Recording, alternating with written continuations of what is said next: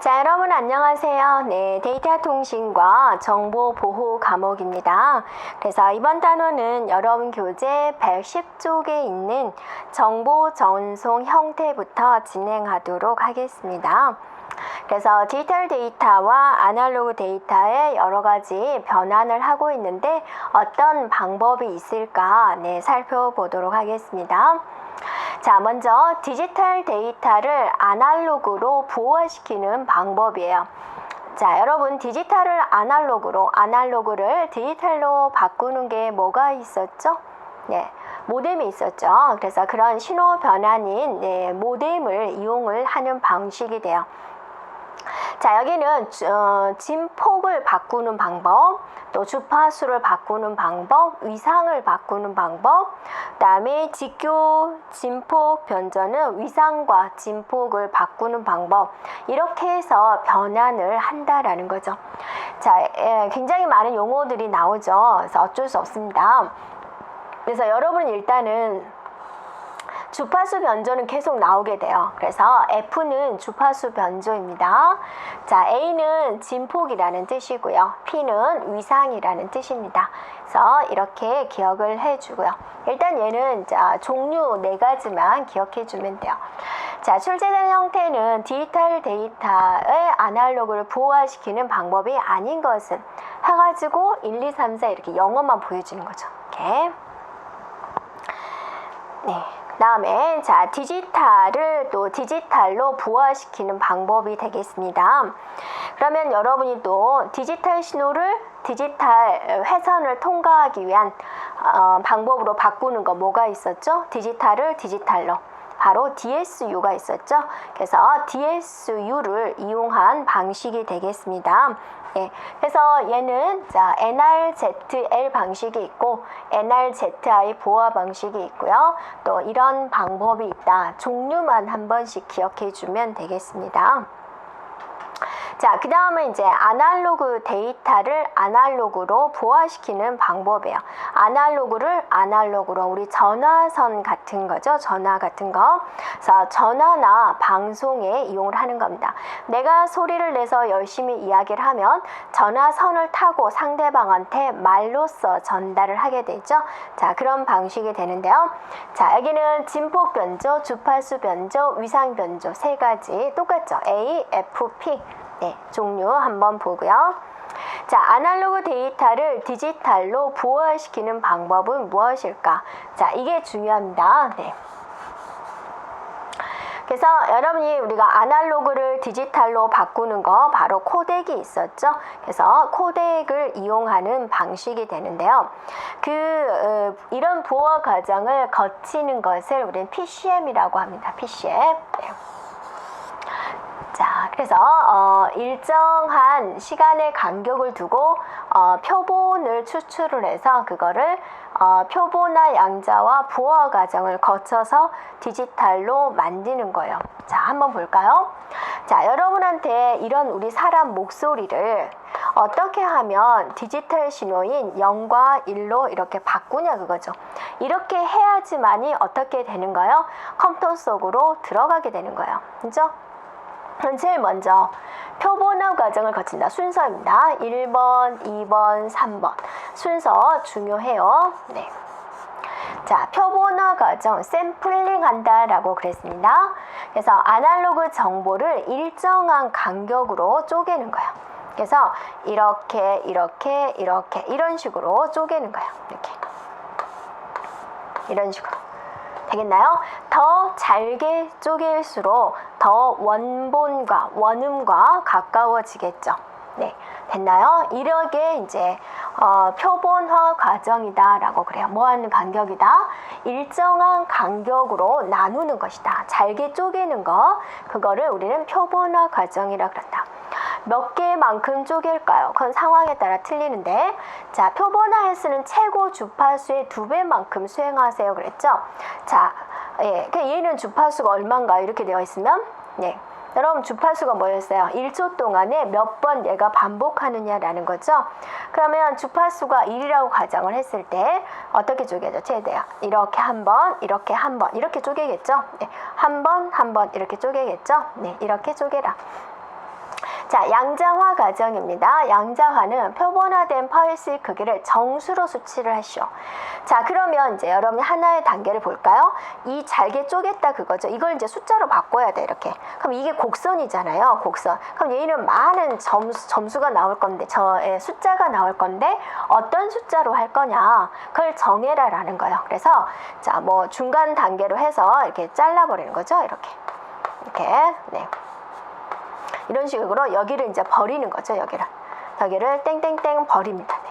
그래서 여기 있는 숫자를 가져오는 거죠. 뭐 27이에요, 16이에요, 39예요. 그런 숫자화 시키는 겁니다. 정수화 시킨다. 정수로 수치화 시킨다. 이 과정이 뭐예요? 양자화 과정이에요. 양자화. 자, 그 다음에는 이제 이진수로 바꿉니다. 이진수로 모든 것을 다 처리하는 겁니다. 그러면 이제 그 이진수로 바꿨기 때문에 그거를 세세하게 0과 1로서 이런 식으로 표현을 할 수가 있겠죠. 네, 그래서 디지털로 변화가 된다. 그래서 아날로그를 디지털로 변화하는 그 과정, 이 순서, 이게 뭐를 의미하는지 이렇게 알고 있으면 돼요. 자, 순서로 맞는 것은 일단 그렇게 나와요. 표본화, 양자화, 부화. 되겠죠? 그 다음에 샘플링 하는 것은, 나누는 것은 표본화, 숫자화 하는 것은 양자화, 이진수화 하는 것은 부호화. 세부적인 내용까지 여러분이 알고 있으면 되겠습니다.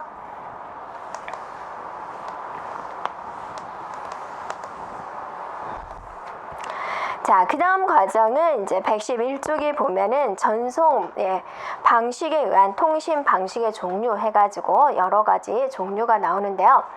먼저 단향 통신이다. 그 다음에 반이중 통신이다.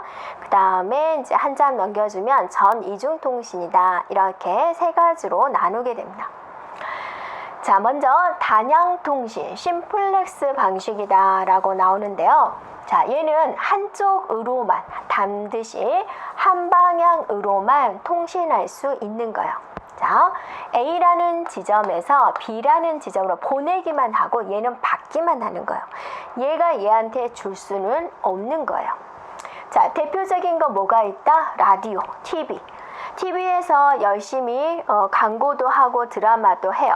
그거는 나한테 전달될 뿐이지 내가 TV한테 말한다고 해서 내 말을 TV가 받아들이지는 않습니다. 그죠? 이렇게 한 방향으로만 보내는 것을 뭐라 그런다? 단방향 통신이다. 하지만 그걸 알매도 불구하고 여러분이 TV와 대화를 하는 분도 있죠. 드라마를 보면서 주인공한테 말을 하는 분도 있고, 네, 그러죠. 자, 반이중통신입니다. 절반이다 그랬죠? 절반. 이중통신인데 절반밖에 못하는 거예요. 그래서 영어로는 할프 디플렉스다 라고 합니다. 그래서 A라는 지점에서 B라는 지점에 통신을 할 수 있고 B라는 지점에서 A라는 지점한테 보낼 수가 있다. 하지만 뭐는 못한다? 동시에 할 수는 없다. 대표적으로 무전기가 있다라는 거네요. 됐나요? 그래서 내가 말을 끝나고 나서 오바 다 끝나면 또 상대방이 이렇게 이야기하는 방식, 그게 바로 반이중통신이다라는 거고. 자, 이제 전이중통신, 완전하게 할 수 있어요. 풀 디플렉스 방식이 있다. 데이터를 동시에 보낼 수 있고 양방향으로 보낼 수가 있다. 네, 예를 들면 뭐가 있다? 전화기가 있다. 그래서 상대방과 전화를 해서 서로 자기 이야기만 막 수다 떨다가 끝나는 경향도 있죠. 네, 하여튼 동시에 양방향으로 보내는 방식, 풀 디플렉스 방식입니다. 됐죠? 네, 그게 이제 전송 방향에 따른 통신 방식의 종류가 되고요.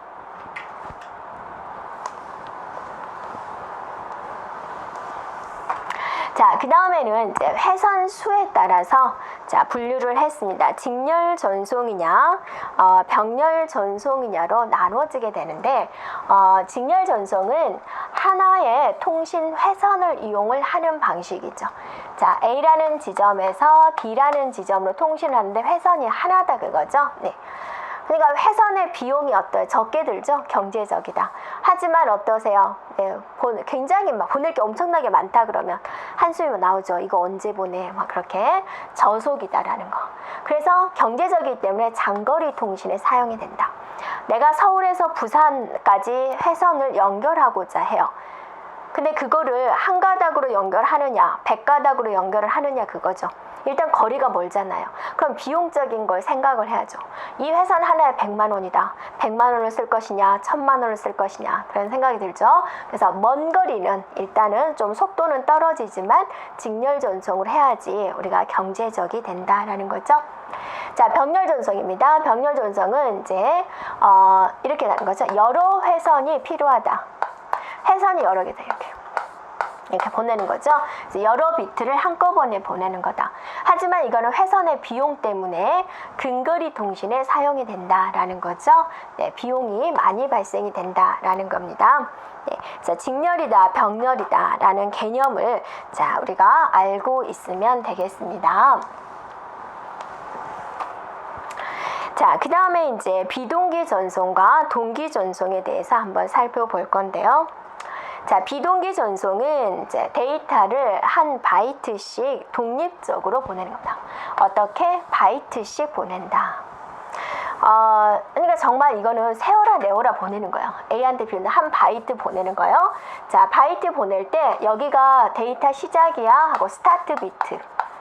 그 다음에 여기 데이터 끝이야 스탑 비트. 이렇게 해서 하나의 덩어리로 보내는 거예요. 보냈죠? 자, 그럼 또 쉬었다가 또 한 비트 보내는 거죠. 스타트야, 스톱이야, 이렇게 또 보내는 거예요. 한 바이트 보내고 또 한 바이트 보내고 이 사이에는 어때요? 쉬는 시간이 필요하다. 그걸 뭐라 그래요? 유효 시간이라고 한다. 통신하지 않고 남아있는 시간, 통신 안 보내는 시간, 그 시간이 발생을 한다라는 거죠. 그래서 여러분이 생각하기에 전송 효율이 좋아요? 안 좋죠. 네, 전송 효율이 떨어지는 방식이다. 자, 근거리 통신에 사용이 되는 방식이 되겠습니다.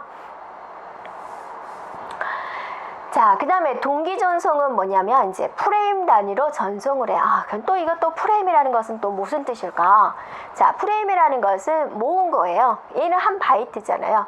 그럼 이 덩어리를 모인 거예요. 몇 바이트를 모으든지 그는 이제 상황에 따라서 틀려요. 그래서 데이터를 쪼갠 단위예요. 그러니까 여러분이 이삿짐을 쌀 때 하나씩 들고 가진 않죠. 상자에다가 막 이것저것 집어 넣어가지고 이렇게 가죠. 그럼 그 상자에다가 물건 몇 개를 집어 넣을 거예요. 그건 상황에 따라 틀리죠. 그래서 그 상자 하나, 그거를 프레임이라고 생각해 주면 돼요. 그래서 동기 전송은 프레임 단위로 전송하는 방식입니다. 자, 마찬가지로 프레임은 전송의 시작, 끝 표시하는 제어 정보를 표시를 하는데 워낙 이제 몇 바이트가 될지는 모르는 거죠. 그래서 제어 정보가 많이 붙어요.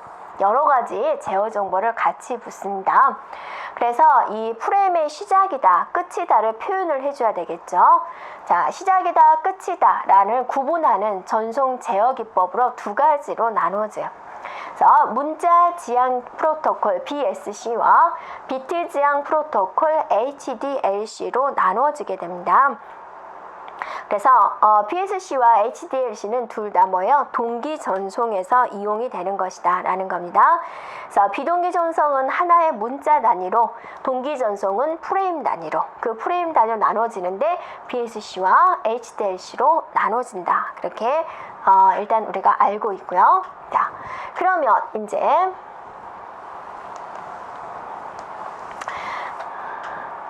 자, 비동기 전송과 동기 전송에 대해서 한 번 더 써져 있고요. 자, BSC에 대해서 한번 보겠습니다. 네. 자, BSC는 이제 문자 위주 전송 프로토콜이다 그랬습니다. 네. 데이터가 시작되기 전에 송신자와 수신자가 모두 동기화되어 있어야 된다. 동기화되어 있어야 된다. 그 말은 무슨 말이에요?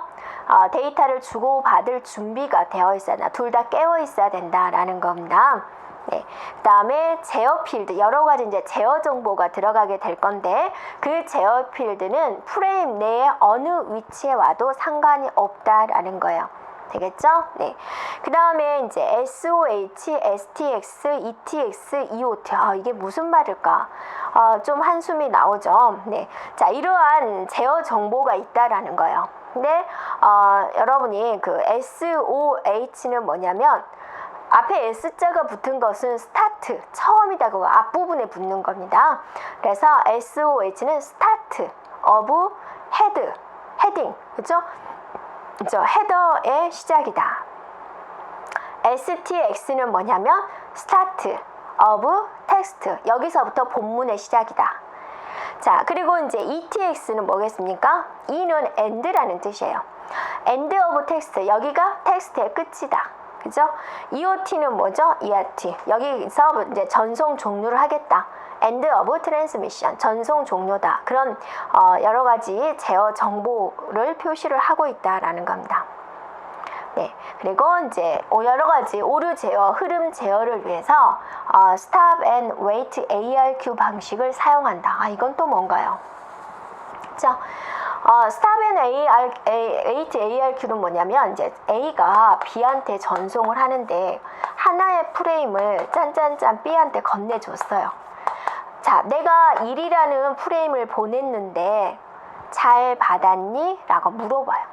그러니까 B가 잘 받았어 라고 신호를 보내줘요. 이렇게. 그러면 그때 A가 다시 두 번째 프레임을 얘한테 보내는 거예요. 그러니까 얘가 얘한테 보내고 기다리는 거예요. 응답을 받을 때까지 기다려. 응답이 안 오면 얘는 그냥 스톱 되어 있는 방식이에요. 하나 보내고 잘 보냈어? 잘 받았어? 잘 받았어. 그럼 두 번째 것도 보내고. 이런 방식이 stop and wait ARQ 방식이 돼요. 네. 자, 이게 BSC 방식이고요. 자, 그 다음에 뭐가 나오나요? HDLC 방식이 있죠? 네, HDLC 방식은요. 다른 것들은 데이터 링크 계층에서 써요. 이거는 이제 우리가 OSI 7계층을 배우면 그때 이제 될 것 같고요. 자, 프레임이라는 데이터 단위로 이루어진다. 네트워크를 통해서 송신이 된다라고 그랬죠. 그래서 데이터 프레임 내에 데이터 흐름을 제어하고 에러를 보정하기 위한 정보를 끼워 넣는다. 여러 가지 제어 정보를 같이 보내는 겁니다. 자, 여러 가지 제어 필드는 일반적으로 프레임 내에 고정된 위치에 딱 그 위치에 존재를 해야 된다라는 거죠. 그래서 여기서 플래그 문자가 나옵니다. 특수한 플래그 문자를 둬가지고 거기에 문자 메시지의 처음이다, 끝이다 라는 것을 표시를 하게 돼요. 자, go back and ARQ 방식을 이용을 하게 되는데요. go back and ARQ는 뭐냐면은요, 내가 프레임을 보내요. 1번, 2번, 3번 연속해서 보냅니다. 4번. 자, 이거를 딱 상대방한테 보냈어요. 자, 내가 4동이 보냈어. 근데 B가 딱 받았어요. 받았는데 어디서 오류가 나? 3번 프레임에서 오류가 발생했는데 라고 이제 대꾸를 해줘요. 그러면 그러면 여러분 같으면 어때요? 1, 2, 3, 4 4개를 보냈는데 3번에서 오류래요. 현명하다면 3번만 다시 보내주면 되잖아요. 근데 얘는 안 그래요. 오류가 난 이후 다 보내요. 3번과 4번을 다시 재전송을 하게 돼요. 자, 이 방식이 go back and ARQ 방식이다 그겁니다. 예, 되겠죠? 자, 그러면 여기서 이제 프레임의 구조를 한번 우리가 살펴보도록 하겠습니다. 자, 데이터 HDLC 방식에서 데이터 프레임 내에다가 여러 가지 제어 정보를 넣는데 정해진 고정된 위치에 존재한다라고 그랬죠. 그러면 여기에 제어 필드는 어떠한 것이 있을까 한번 보자라는 거죠. 자, 플래그의 종류입니다. 주소 정해진 거죠. 자, 맨 앞에 플래그, 네, 주소부, 제어부, 정보부, 오류 검출을 위한 FCS, 그 다음에 플래그, 맨 앞과 뒤에 뭐가 붙었어요? 플래그가 붙었죠. 네, 이렇게 해서 가게 된다라는 거죠. 이 정보부, 그죠? 네, 됐죠? 그럼 각각의 역할은 무엇이냐? 자, 여러분이 플래그는 뭐죠? 플래그는 프레임의 시작과 끝을 표시하는 부분이 됩니다. 그리고 얘는 정해져 있어요. 네. 이런 패턴으로 딱 정해진 걸로 보내게 됩니다. 주소부는 이제 송신과 수신하는 스테이션의 종류를 식별하는 것. 제어부는 여러 가지 지시사항들을 이제 같이 넣어주는 것. 그리고 거기는 정보 프레임, 감시 프레임, 비번호 제 프레임, 네, 이런 것이 있다라고 이제 한번 살펴보고요. 정보부가 이제 바로 실제적으로 데이터가 들어있는 부분이죠. 그래서 이 데이터를 전송하기 위해서 이 많은 제어 정보가 같이 간다라는 겁니다. 왜냐하면 여러 가지 오류를 없애기 위한 거죠. 또 어디서 오류가 있는지 발견하기 위한 거죠. 자, 그 다음에 검사부 FCS에서는 오류를 검사하기 위한 여러 가지 이 암호식, 다항식 이런 것들이 같이 가게 됩니다. 그죠? 네. 그 다음에 이제 거기 보면 제어부에서 컨트롤 제어부에서 여러 가지 지시 정보를 같이 간다라고 그랬죠. 다시 세 가지로 나눠서 그 안에서 다시 정보 프레임은 정보만을 전송하는 것이고, 감시 프레임은 프레임의 오류 제어를 담당을 하고, 비번호제 프레임에서는 두 컴퓨터 내 통신을 위한 초기 설정, 링크 확립 이런 명령들을 같이 가지고 간다라는 겁니다. 그래서 여러분 이 프레임의 구조를 기억을 해주면 돼요. 이렇게요. 프레임 구조로 맞는 것은 해가지고 이 그림을 기억을 해주면 되겠습니다. 네, 되겠나요? 자, 그러면 이제 우리가 아까 여러 가지 제어 정보가 나왔는데 한번 살펴보도록 하겠습니다. 자, 계속해서 나오게 될 거예요. 전송 제어 문자가 이제 계속해서 나오게 될 건데, 이게 무슨 뜻이냐 한번 살펴보면 되세요. 그래서 일단은 S다. 그럼 뭐예요? S. 네. 여기서 S는 스타트죠. 여기서 자, E는 거의가 end에 대한 내용이 되는 거죠. 네. 그래서 SYN은 뭐냐면 이제 문자 동기를 말을 하고, SOH는 헤딩의 시작이다. 그죠? STX는 이제 텍스트, 본문의 시작이다. ETX, 텍스트죠? 텍스트. 네, 본문의 종료다. 자, ETB는 블럭의 종료다. 그죠? EOT는 전송이 종료되었다라는 거고요. 자, ENQ는 송신받을 준비가 됐어요 라는 거고, DLE는 제어 문자 앞에 삽입해서 유효한 제어 문자임을 표시해주는 그런 거고요. ACK는 응답 신호가 됩니다. 긍정적인 응답 신호가 되고요. 그러니까 이런 거죠. 아까처럼 여러분이 내가 데이터 보냈는데 잘 보냈어? 잘 보냈어. 응답 신호. 그 다음에 내가 너한테 데이터 보낼 거 있는데 받을 준비 됐어? 받을 준비 됐어. 그럴 때 ACK라는 신호를 보내준다 라는 겁니다. 그러면 나 준비 안 됐어, 아직 안 돼, 그럴 때는 이제 노라는 신호겠죠. 그래서 NAK다 라고 이제 우리가 하는 거죠. 그래서 이걸 뭐 직접적으로 이거다 라고 애우는 것보다는 이제 우리가 계속해서 새로운 용어들이 나오고, 문장을 읽다 보면은 ACK 신호를 보냅니다, NAK 신호를 보냅니다, 그런 문장 중에 나오는 게 있어요. 네, 그래서 그 문장을 이해하기가 좋다라는 거죠, 기호가. 그래서 한번 이렇게 언급을 했습니다. 자, 여기까지 우리가 정리하고요. 네, 다음 단원부터는 전송 에러 제어부터 진행하도록 하겠습니다. 여러분 수고하셨습니다.